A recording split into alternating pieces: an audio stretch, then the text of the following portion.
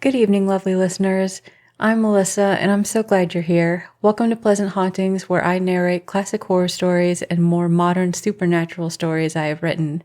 Tonight, I'm reading a classic horror story written by Mary Wilkins Freeman. Mary lived from 1852 to 1930. She was raised in a strict religious household in Massachusetts, but that did not keep her from rebelling against domestic duties, which she hated, and put a strain on her relationship with her compliant mother. At the age of 16, she started writing poetry and stories for children to help support her family. Mary soon became quite successful and was able to publish over 24 pieces of work throughout her lifetime, which included short stories and novels. Most of her literature was about New England life and even included bits about her neighbors while married to Dr. Charles Freeman in 1902, who was 7 years younger than Mary. He was an alcoholic, addicted to sleeping medications, and a womanizer. He ended up being committed to the New Jersey State Hospital in 1920. They separated a year later. After his death, he left his wealth to his chauffeur and $1 to Mary.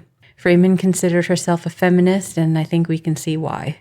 In 1926, she was the first woman elected to the National Institute for Arts and Letters and awarded the William Dean Howells Medal for her fictional work. Mary wrote a few horror stories that can be found in The Lost Ghosts, the complete weird works of Mary E. Wilkins Freeman. Before we start tonight's story, please hit like and subscribe. It would help my channel out, and then leave a comment. I'd love to hear from you. Thank you for being here.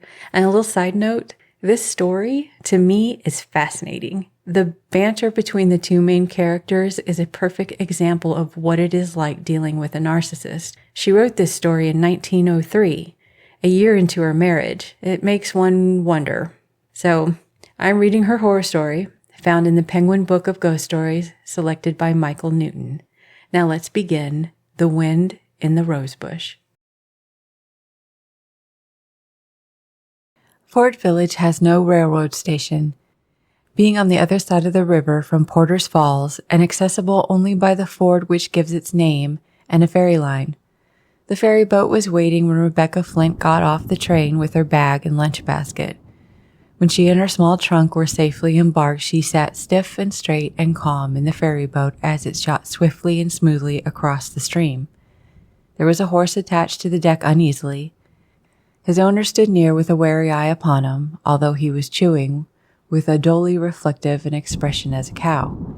Beside Rebecca sat a woman with furtive curiosity. Her husband, short and stout and saturnine, stood near her. Rebecca paid no attention to either of them. She was tall and spare and pale, the type of spinster, yet with rudimentary lines and expressions of matronhood. She all unconsciously held her shawl, rolled up in a canvas bag on her left hip as if it were a child. She wore a settled frown of dissent at life, but it was the frown of a mother who regarded life as a froward child, rather than as an overwhelming fate. The other woman continued staring at her. She was mildly stupid, except for an overdeveloped curiosity which made her at times sharp beyond belief.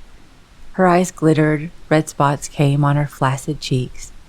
She kept opening her mouth to speak, making a little abortive motions. Finally, she could endure it no longer. She nudged Rebecca boldly. "A pleasant day," said she. Rebecca looked at her and nodded coldly. "Yes, very," she assented. "Have you come far?" "I've come from Michigan." "Oh," said the woman with awe. "It's a long way," she remarked presently. "Yes, it is," replied Rebecca conclusively. Still the other woman was not daunted.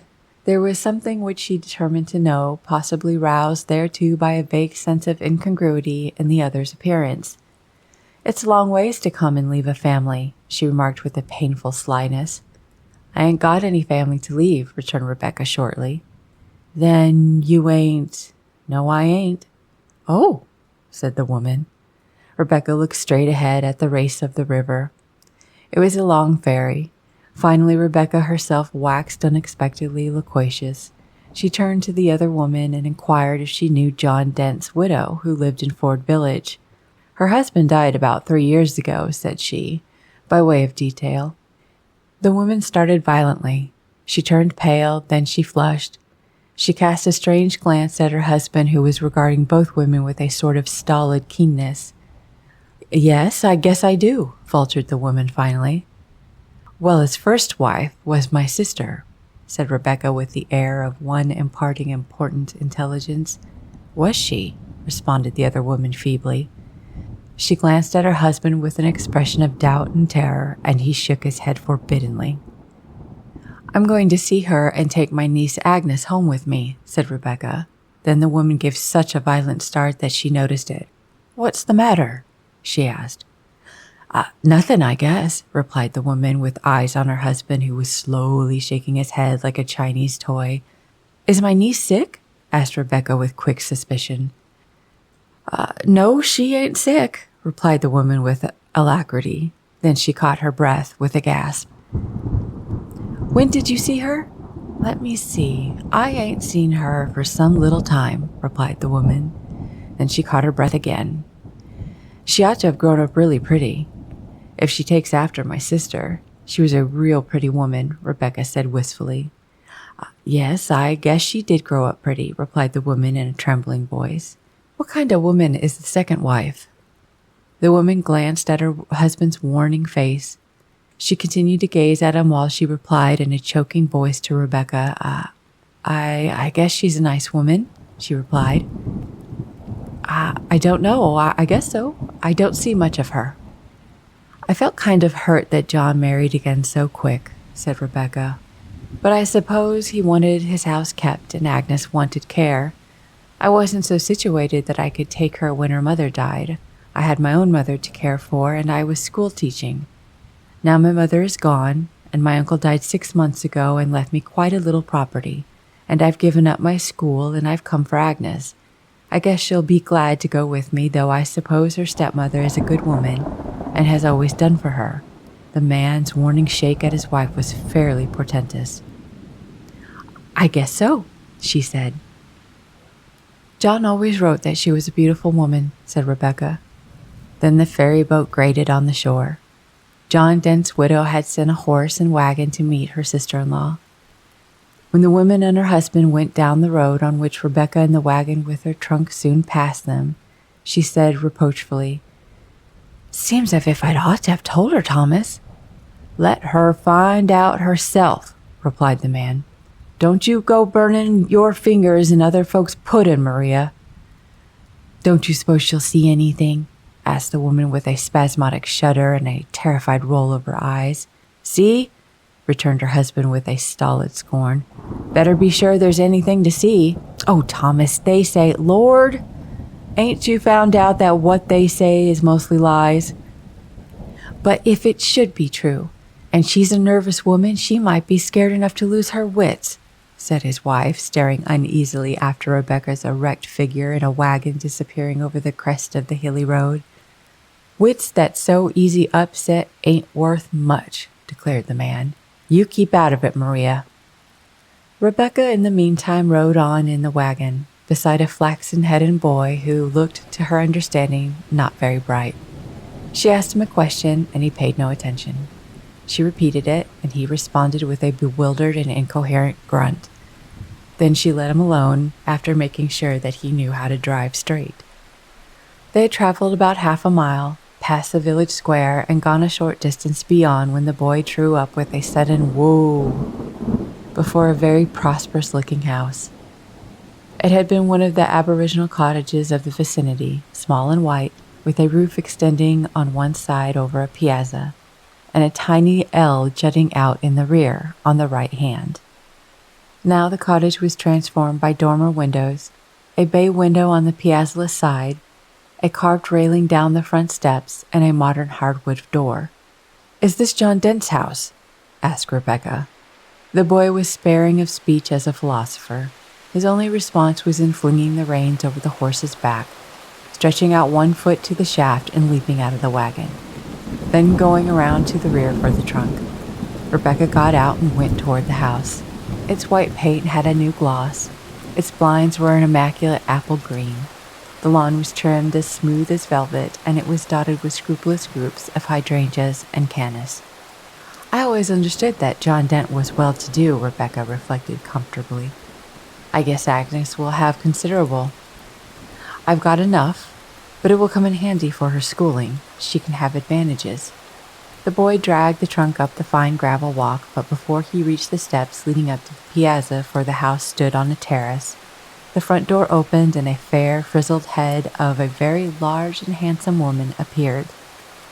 She held up her black silk skirt, disclosing voluminous ruffles of starched embroidery, and waited for Rebecca.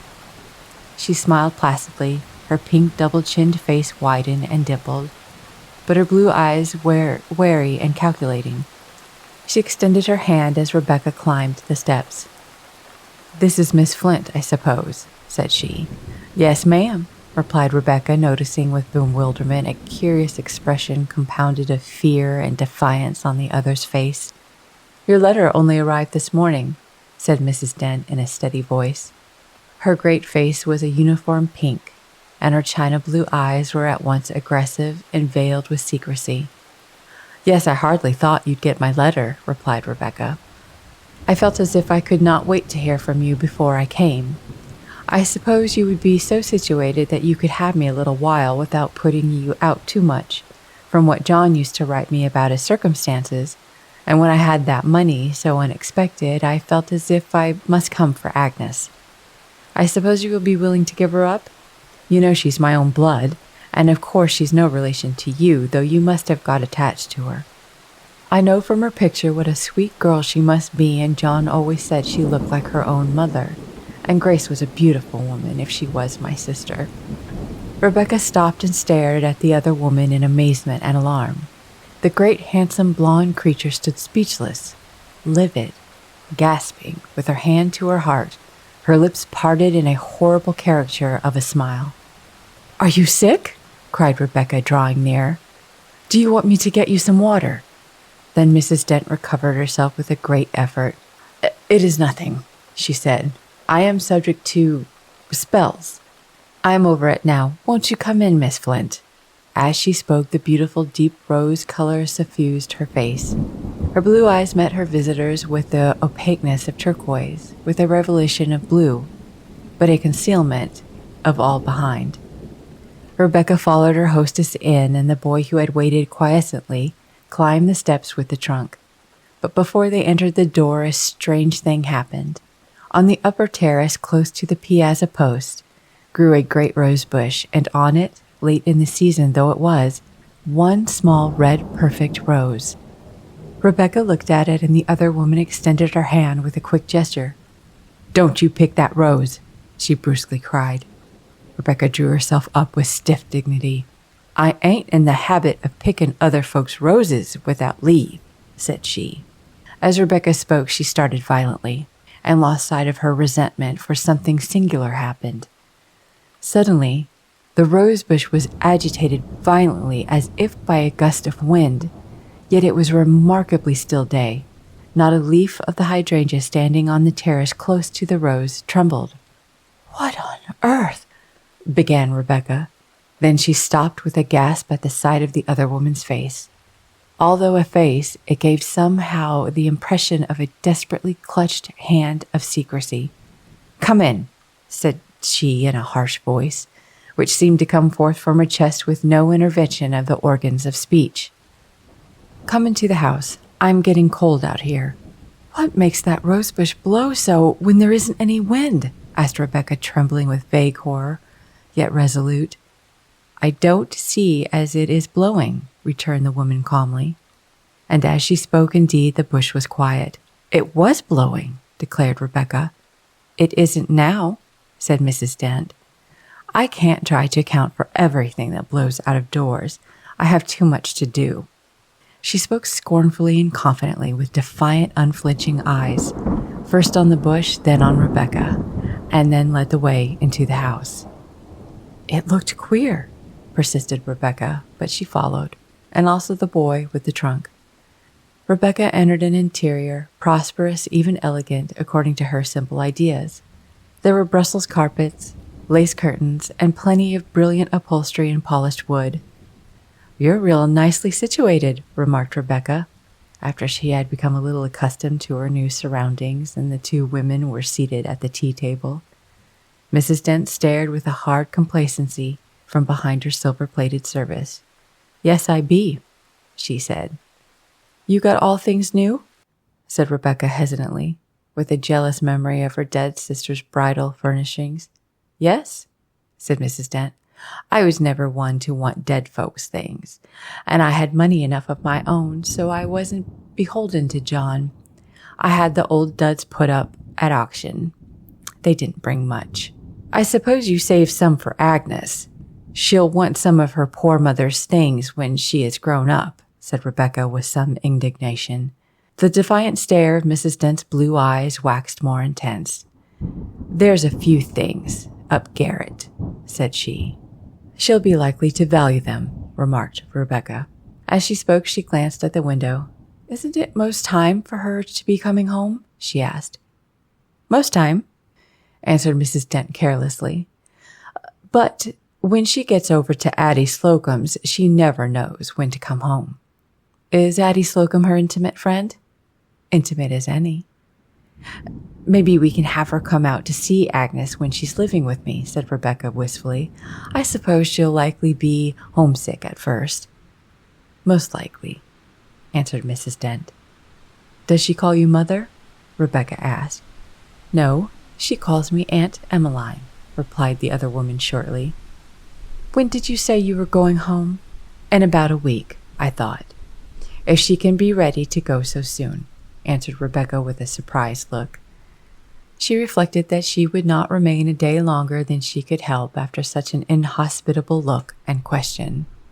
Oh, as far as that goes, said Mrs. Dent, it wouldn't make any difference about her being ready. You could go home whenever you felt that you must, and she could come afterward. Alone? Why not? She's a big girl now, and you don't have to change cars. My niece will go home when I do, and not travel alone, and if I can't wait here for her, in the house that used to be her mother's and my sister's home, I'll go and board somewhere, returned Rebecca with warmth. Oh, you can stay here as long as you want to. You're welcome, said Mrs. Dent. Then Rebecca started.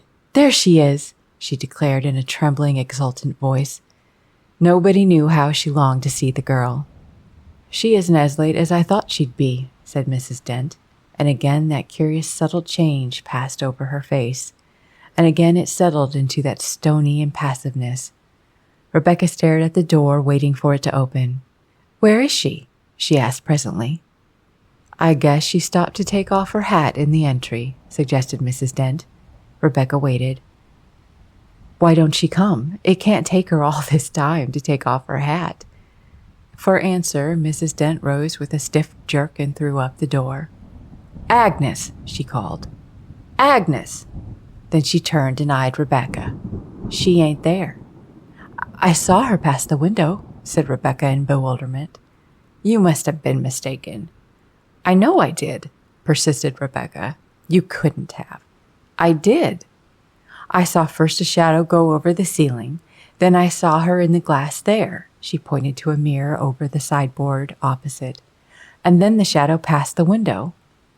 How did she look in the glass? Little and light-haired, with the light hair kind of tossing over her forehead. You couldn't have seen her. Was that like Agnes? Like enough, but of course you didn't see her. You've been thinking so much about her that you thought you did. You thought you did. I thought I saw a shadow pass the window, but I must have been mistaken. She didn't come in, or would have seen her before now. I knew it was too early for her to get home from Addie Slocum's anyhow. When Rebecca went to bed, Agnes had not returned. Rebecca had resolved that she would not retire until the girl came, but she was very tired, and she reasoned with herself that she was foolish. Besides, Mrs. Dent suggested that Agnes might go to the church social with Addie Slocum. When Rebecca suggested that she be sent for and told that her aunt had come, Mrs. Dent laughed meaningly. I guess you'll find out that a young girl ain't so ready to leave a sociable where there's boys to see her aunt. She's too young, said Rebecca incredulously and indignantly. She's 16, replied Mrs. Dent. And she's always been great for the boys. She's going to school 4 years after I get her before she thinks of boys, declared Rebecca. We'll see, laughed the other woman. After Rebecca went to bed, she lay awake a long time listening for the sound of girlish laughter and a boy's voice under her window. Then she fell asleep. The next morning she was down early. Mrs. Dent, who's kept no servants, was busily preparing breakfast. "Don't Agnes help you about breakfast?" asked Rebecca. "No, I let her lay," replied Mrs. Dent shortly. "What time did she get home last night?" "She didn't get home." "What?" "She didn't get home. She stayed with Addie. She often does." "Without sending word?" "Oh, she knew I wouldn't worry. When will she be home?" "Oh, I guess she'll be along pretty soon." Rebecca was uneasy, but she tried to conceal it, for she knew of no good reason for uneasiness.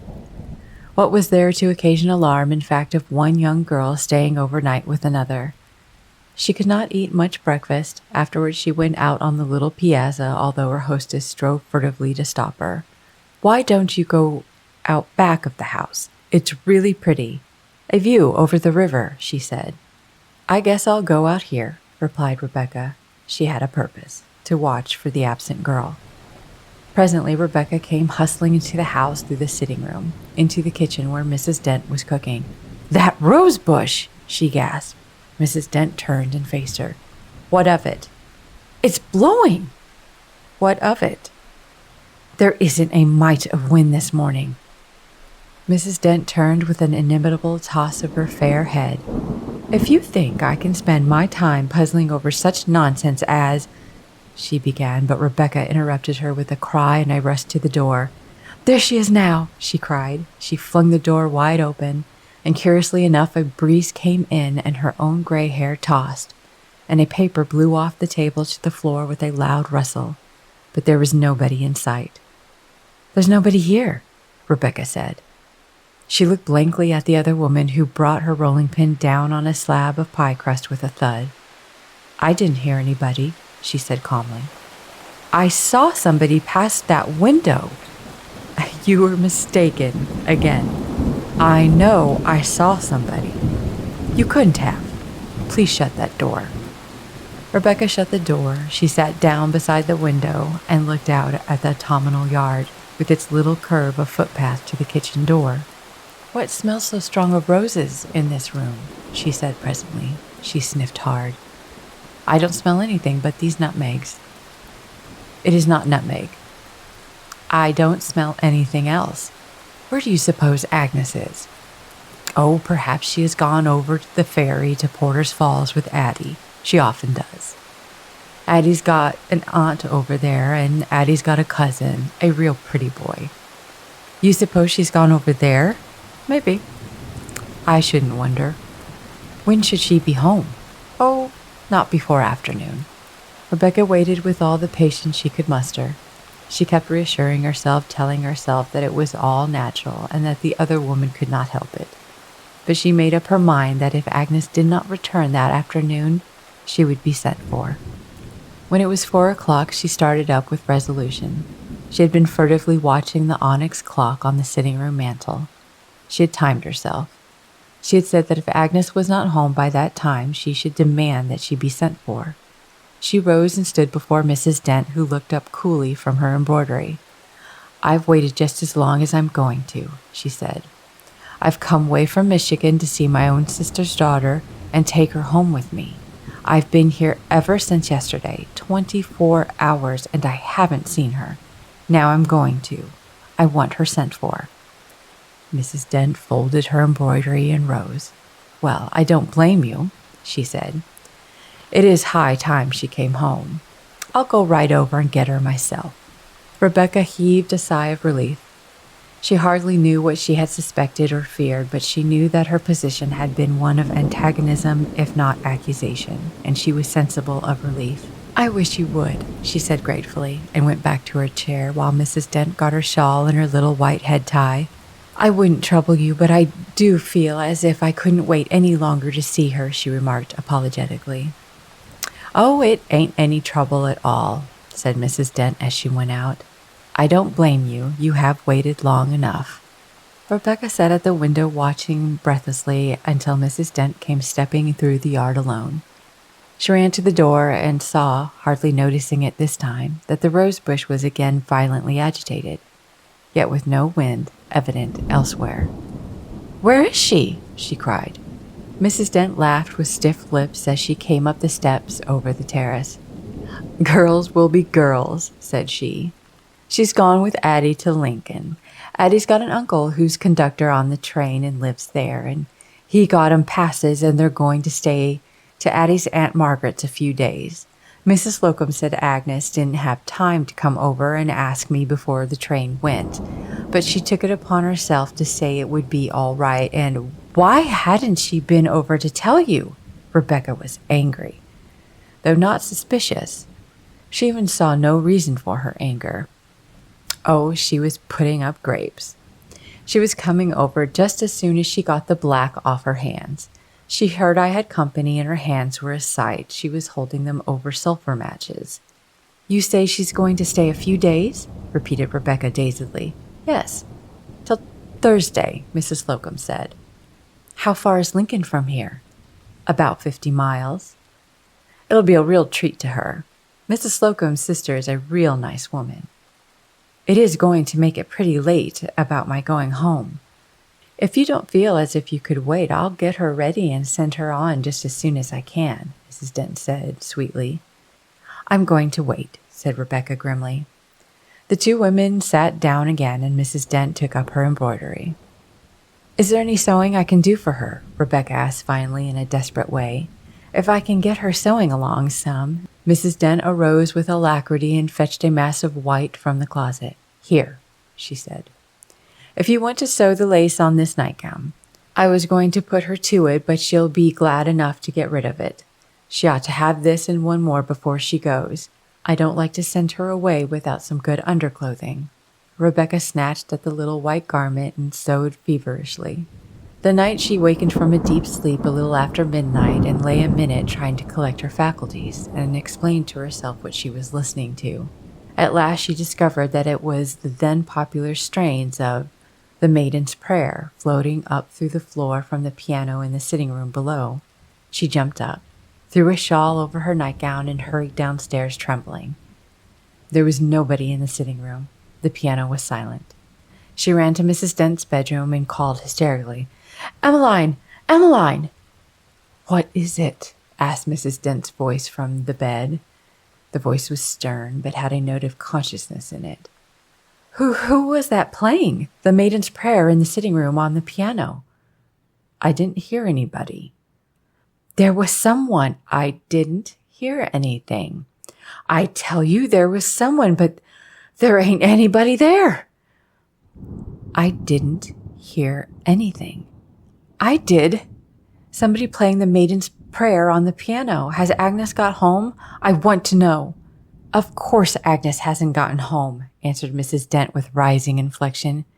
"Be you gone crazy over that girl?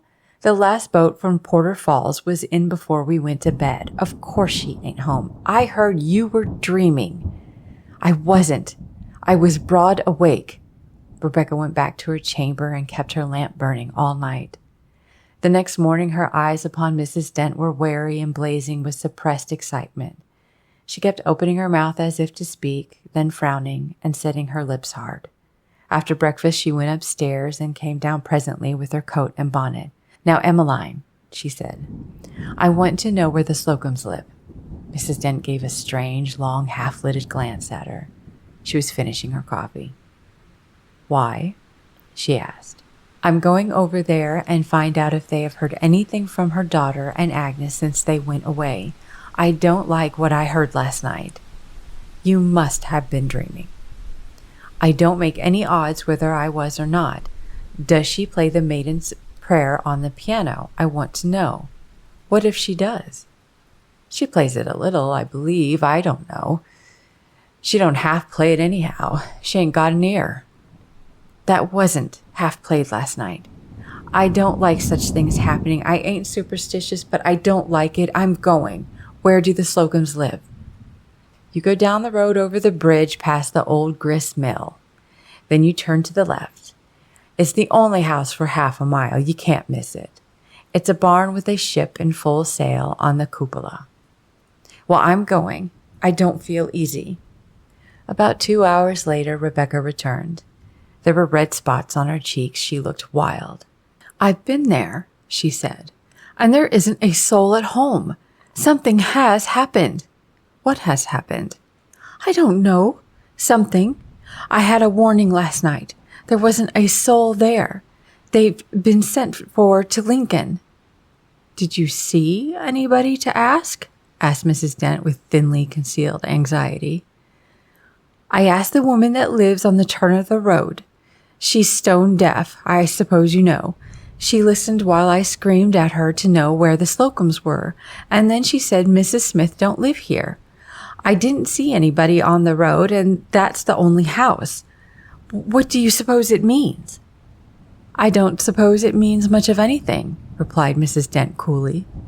Mr. Slocum is conductor on the railroad, and he'd be away anyway. And Mrs. Slocum often goes early when she does, to spend the day with her sister in Porter's Falls. She'd be more likely to go away than Addie. And you don't think anything has happened? Rebecca asked with diminishing distrust before the reasonableness of it. Land, no. Rebecca went upstairs to lay aside her coat and bonnet, but she came hurrying back with them still on. Who's been in my room? She gasped. Her face was pale as ashes. Mrs. Dent also paled as she regarded her. What do you mean? She asked slowly. I found when I went upstairs that little nightgown of Agnes on the bed, laid out. It was laid out. The sleeves were folded across the bosom, and there was that little red rose between them. Emmeline. What is it? Emmeline. What's the matter? Oh! Mrs. Dent was struggling for breath in great choking gasps. She clung to the back of a chair. Rebecca, trembling herself, so she could scarcely keep on her feet, got her some water. As soon as she recovered herself, Mrs. Dent regarded her with eyes full of the strangest mixture of fear and horror and hostility. What do you mean talking so? She said in a hard voice. It is there. Nonsense. You threw it down and it fell that way. It was folded in my bureau drawer. It couldn't have been. Who picked that red rose? Look on the bush, Mrs. Dent replied shortly. Rebecca looked at her, her mouth gaped. She hurried out of the room. When she came back, her eyes seemed to protrude. She had in the meantime hastened upstairs and come down with tottering steps clinging to the banisters. Now I want to know what all this means, she demanded. What means? The rose is on the bush, and it's gone from the bed in my room. Is this house haunted or what? I don't know anything about a house being haunted. I don't believe in such things. Be you crazy? Mrs. Dent spoke with gathering force. The color flashed back to her cheeks. No, said Rebecca shortly. I ain't crazy yet, but I shall be if this keeps on much longer. I'm going to find out where that girl is before night. Mrs. Dent eyed her. What you be going to? I'm going to London. A faint triumphant smile overspread Mrs. Dent's large face. You can't, she said. There ain't any train. No train? No. There ain't any afternoon train from the Falls to Lincoln. Then I'm going over to the Slocums again tonight. However, Rebecca did not go. Such a rain came up as deterred even her resolution, and she had only her best dresses with her. Then in the evening came the letter from the Michigan village which she had left nearly a week ago. It was from her cousin, a single woman, who had come to keep her house while she was away. It was a pleasant, unexciting letter enough, all the first of it, and related mostly how she missed Rebecca, how she hoped she was having pleasant weather and kept her health, and how her friend Mrs. Greenaway had come to stay with her since she had felt lonesome the first night in the house. How she hoped Rebecca would have no objections to this, although nothing had been said about it, since she had not realized that she might be nervous alone. The cousin was painfully conscientious, hence the letter. Rebecca smiled in spite of her disturbed mind as she read it. Then her eye caught the postscript. That was in a different hand, purporting to be written by the friend, Mrs. Hannah Greenaway, informing her that the cousin had fallen down the cellar stairs and broken her hip and was in a dangerous condition, and begging Rebecca to return at once, as she herself was rheumatic and unable to nurse her properly, and no one else could be obtained. Rebecca looked at Mrs. Dent, who had come to her room with the letter quite late. It was 9:30, and she had gone upstairs for the night. "Where did this come from?" she asked. "Mr. Amblecrom brought it," she replied. "Who's he?" "The postmaster. He often brings the letters that come on the late mail. He knows I ain't anybody to send. He brought yours about your coming. He said he and his wife came over on the ferry boat with you." "I remember him," Rebecca replied shortly. "There's bad news in this letter." Mrs. Dent's face took on an expression of serious inquiry. "Yes. My cousin Harriet has fallen down the cellar stairs. They were always dangerous, and she's broken her hip, and I've got to take the first train home tomorrow." "You don't say so. I'm dreadfully sorry." "No, you ain't sorry," said Rebecca with a look as if she leaped. "You're glad. I don't know why, but you're glad. You've wanted to get rid of me for some reason ever since I came. I don't know why. You're a strange woman. Now you've got your way, and I hope you're satisfied." "How you talk!" Mrs. Dent spoke in a faintly injured voice, but there was a light in her eyes. "I talk the way it is. Well, I'm going tomorrow morning, and I want you, just as soon as Agnes Dent comes home, to send her out to me. Don't you wait for anything.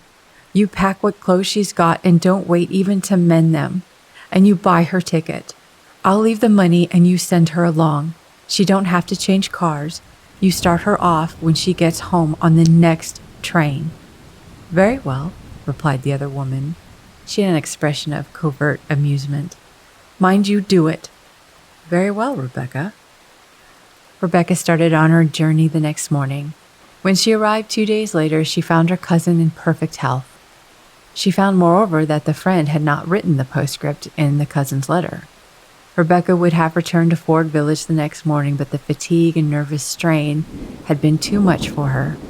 She was not able to move from her bed. She had a species of low fever induced by anxiety and fatigue, but she could write, and she did, to the Slocums. She received no answer. She also wrote to Mrs. Dent. She even sent numerous telegrams with no response. Finally, she wrote to the postmaster, and an answer arrived by the first possible mail. The letter was short, curt, and to the purpose. Mr. Amblecrom, the postmaster, was a man of few words, and especially wary as to his expressions in a letter. "Dear Madam," he wrote, "your favored received. No Slocums in Ford Village, all dead. Addie 10 years ago, her mother 2 years later, her father 5. House vacant. Mrs. John Dent said to have neglected stepdaughter. Girl was sick. Medicine not given. Talk of taking action, not enough evidence. House said to be haunted. Strange sights and sounds. Your niece, Agnes Dent, died a year ago, about this time. Yours truly, Thomas Amblecrom."